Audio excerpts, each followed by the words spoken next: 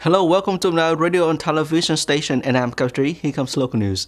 On July 21st, in Tiếng province, Prime Minister Phạm Minh attended a conference to honor people with meritorious services to the revolution in 2023.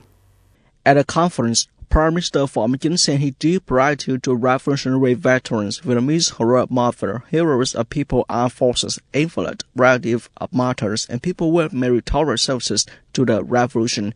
The Prime Minister also hoped that those with meritorious services to revolution across the country in general and 300 typical delegates attending the conference in particular will be shining example in labor, production, work, and study.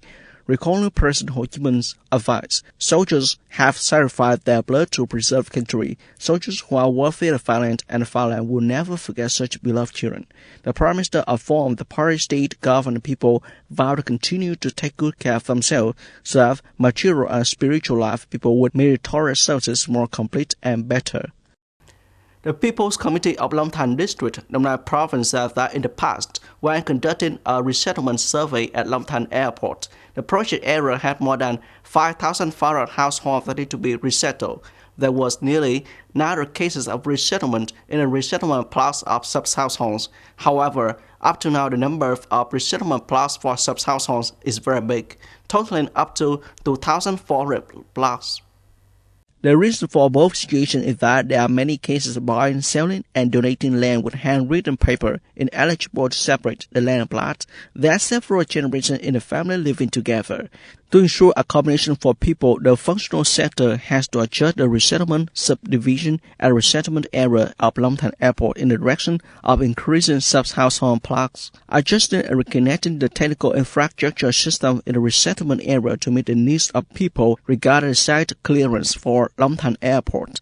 Up to now, the Nai has handed over the entire land area of Phase 1 to the investor, at the same time providing resettlement land for more than 4,000 households. The People's Committee of Long Nai Province has just requested the Department of Natural Resources and Environment to assume the prime responsibility for and coordinate with the department's branches and localities in further strengthening propaganda to the community, organization, and individual to raise self-awareness in littering and garbage collection. Accordingly, units and localities must accommodate their authority to maintain environmental sanitation, contribute to flooding prevention affecting society and people's lives. Agencies and units that formulate and praise investment policy, feasibility study reports, and economic technical reports on roads, residential areas, urban areas, and drainage works must carefully study a plan for receiving sources, water connection, and drainage, and forecast the future to come up with suitable drainage solutions and connections between the projects and areas.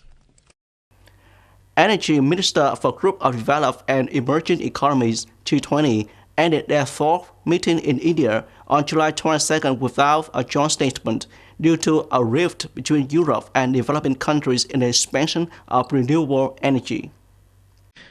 The conference comes as the crisis in Ukraine has raised concerns about the stable energy supplies. European nations have pushed for fossil fuel abandonment and renewable energy expansion to promote decarbonization, but developed nations and oil-producing nations that rely heavily on thermal power generation disagree.